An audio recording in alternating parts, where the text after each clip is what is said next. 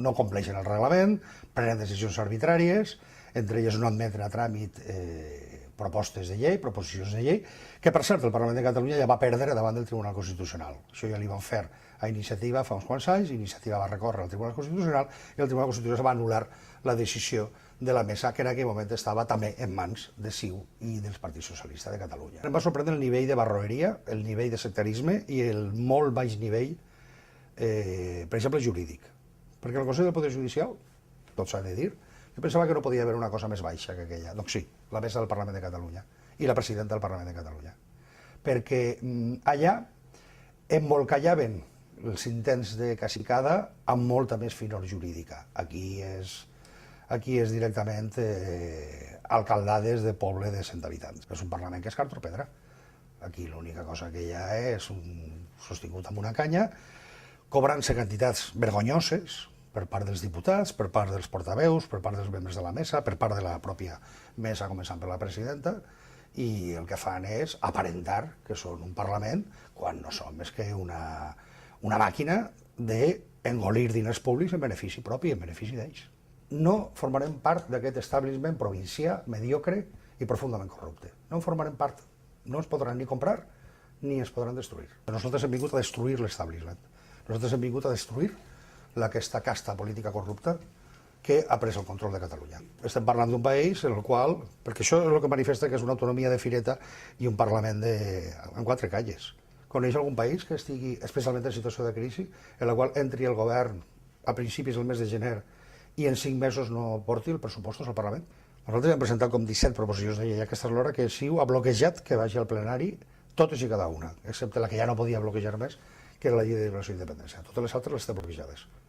O bé perquè la mesa diu que no, o bé perquè demana pròrrogues i pròrrogues, o bé perquè decideix directament la mesa que no les porta al plenari quan han acabat ja tots els tràmits, o bé per robar el seu contingut i presentar-la com a iniciativa pròpia, com ha fet ara en la llei de creació de la vegueria del Penedès. El senyor Laporta des del primer dia no es va dedicar al Parlament, és a dir, aquí des del primer dia hem estat treballant 3 diputats a la marxa de Laporta buscant un altre càrrec públic amb Esquerra Republicana, el que tenim és una preocupació menys.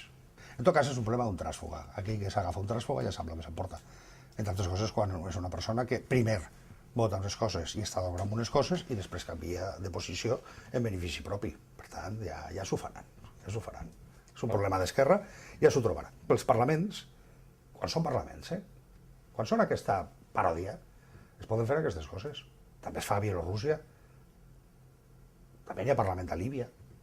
Però quan els parlaments és perquè s'envien per part del govern i per part de l'oposició projectes de llei a debat, a discussió, a esmena.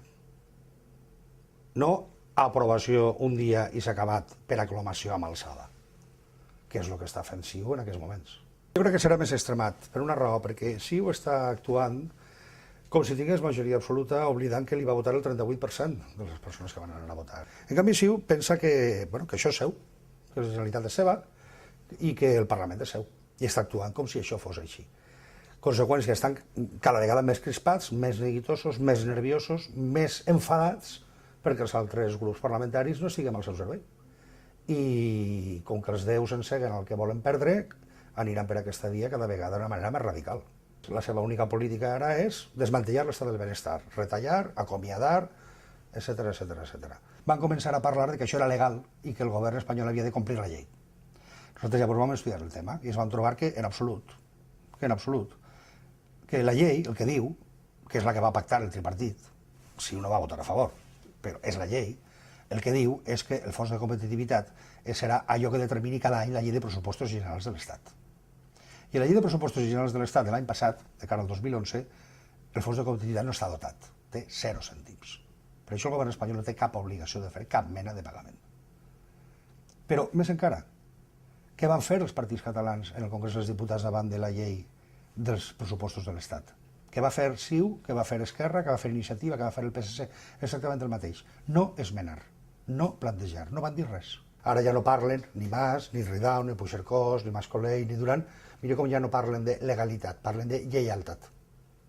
Que el govern espanyol ha de ser leal, no ja legal, que és el que deien. I mira com ja no parlen del fons de competitivitat, parlen de rebre una bestreta. És a dir, van a demanar al Moina a veure si els cau alguna almoina per part dels amos espanyols. Des de les institucions i des del carrer és quan s'arriba a la independència de Catalunya. Creien que això anirà més per una raó, perquè no n'hi ha cap alternativa. No n'hi ha cap alternativa. L'alternativa, ja el president Pujol ja l'ha dit un parell de vegades, és independència o extinció.